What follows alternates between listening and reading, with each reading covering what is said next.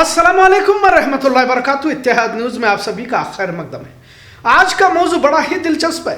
आपको एक बार फिर दिगर मामलात को वाज़ह करने से पहले ये भी बता दूं कि जो भी बातें हैं वो हम नहीं कह रहे हैं, कुछ तो इनके ही लोग कह रहे हैं तो कुछ विपक्ष की जानिब से कहा जा रहा है। अब ऑपरेशन सिंदूर पर वोट मांगने के लिए मोदी साहब निकले हुए और इसका नाम भी उन्होंने हर घर सिंदूर रखा गया। मतलब हर घर के दरवाजे पर भाजपा लीडर जाएंगे और सिंदूर की डिब्बी घर के खवातीनों को थमाएंगे।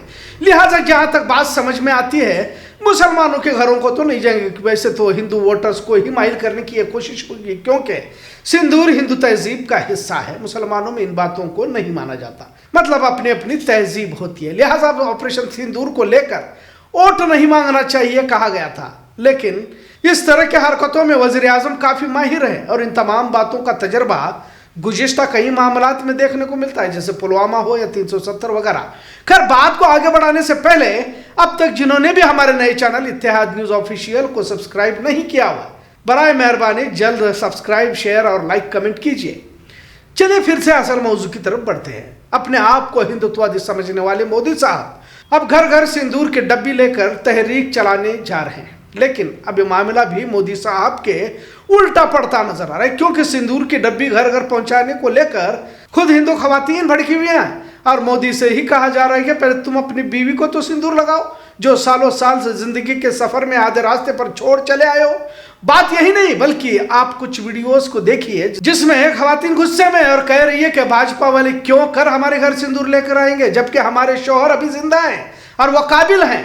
अब भाजपा वालों के किरदार पर भी बात आ रही है और ऐसे वक्त ही मनोहर लाल धाकड़ ने बीच हाईवे पर बरहाना खातून के साथ जो जिनसे ताल्लुकात के वीडियो देश भर वायरल हुए हैं, उसकी वजह से भाजपा की थू थू हो रही है। अब सिर्फ एक ही नहीं, ऐसे कई लीडर्स हैं जो गलत कामों में मुलविस भाजपा वाले पाए जाते हैं, जिसे लेकर खुद खवातीन भी ढरी सहमी है कि भाजपा वाले क्यों कर घर आ रहे हैं। ऑपरेशन सिंदूर पर हर भारतीय को फख्र जरूर होना चाहिए, लेकिन जिस तरह फौजियों की तौहीन, इनका अपमान किया जा रहा है और खुद मोदी अकेले नहीं इस काम को अंजाम दिया हो, मतलब इस ऑपरेशन को अंजाम दिया हो, इस तरह से पेश किया जा रहा है। खुद राज ठाकरे ने पहलगाम हमले पर ही सवाल उठे और कहा कि जब चुनाव नजदीक आते हैं तभी इस तरह के हमले क्यों किए जाते हैं। मतलब राज ठाकरे ने इस पहलगाम हमले को ही कटघरे में खड़ा किया। राज ठाकरे ने आगे कहा कि बजाय उन 4 दहशतगर्दों को पकड़ने के पाकिस्तान से जंग की क्या जरूरत थी। लिहाजा इस बयान पर भाजपा वालों की जानिब से हंगामा खड़ा किया गया था। बहरहाल भाजपा के ही सुब्रमण्यम स्वामी ने भारत के 5 हवाई जहाज पाकिस्तान ने मार गिराने की बात को मीडिया के सामने कबूल किया।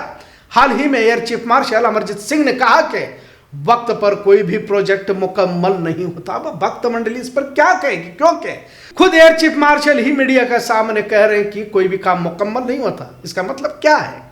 ऑपरेशन सिंदूर के 3 हफ्ते बाद ये सवाल उठाए जा रहे हैं। बात बहुत ही संजीदा है, क्योंकि इस तरह हुकूमत के खिलाफ बयानबाजी के अब तक कोई भी प्रोजेक्ट वक्त पर नहीं हुआ से मतलब क्या? खुद वजीर आजम तो दुनिया को हथियार बांटने की बात कर रहे हैं। वैसे तो खुद तो पूरा विदेशी माल ही इस्तेमाल करते हैं, पर किसी भी चीज को बाहरी मुल्कों से न खरीदने की सलाह जरूर देते रहते हैं।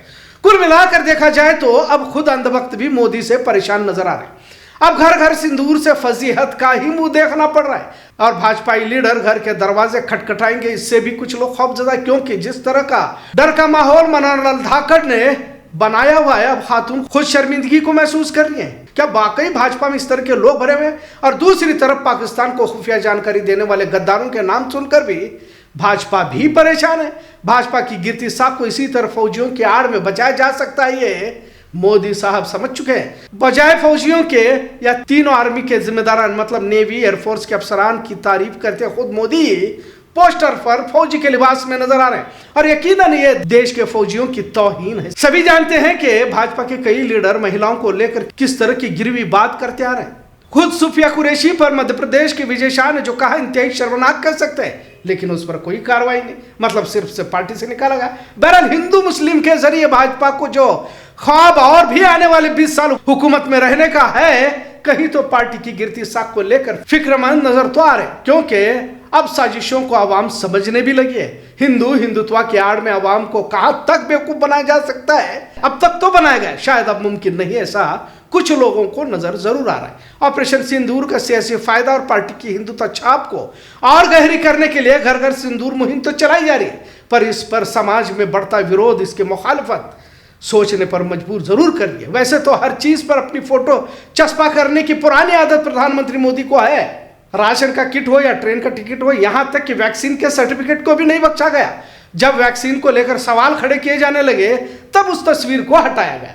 बहरहाल हर घर सिंदूर एक तरह से मजाक बनता जा रहा है। आप वीडियो में देख सकते हैं कि खुद ममता बनर्जी भी प्रधानमंत्री मोदी सिंदूर अपनी बीवी को क्यों नहीं दे रहे ऐसे सवाल पूछ रहे। लिहाजा भाजपा लीडरों की दागदार तस्वीर बिहार चुनाव में ऑपरेशन सिंदूर को लेकर वोट मांगना और बड़ी तादाद में हिंदू नाम वाले पाकिस्तानी जासूस निकलना, इन तमाम के दरमियान बढ़ती महंगाई, बेरोजगारी, भूखमरी पर भी सोचने पर अवाम मजबूर जरूर हो रही है। और भाजपा को सत्ता से कहीं इसी वजह से बेदखल न कर दे का ख्याल भी आने लगता है। पर साथ में अदालत, इंतजामिया, सरकारी एजेंसियों के साथ ईवीएम पर भी मोदी हुकूमत का अख्तियार सोचने को कहीं गलत ना साबित कर दे का एहसास भी दिलाता है। पर इतना जरूर है कि घर घर सिंदूर मुहिम को हिंदू खवातीनों की जानिब से बढ़ती मुखालफत बजाय फायदे के नुकसान में जरूर पहुंचा सकती है। इतना जरूर। आज का मौजू कैसा लगा इस पर जरूर कमेंट करें।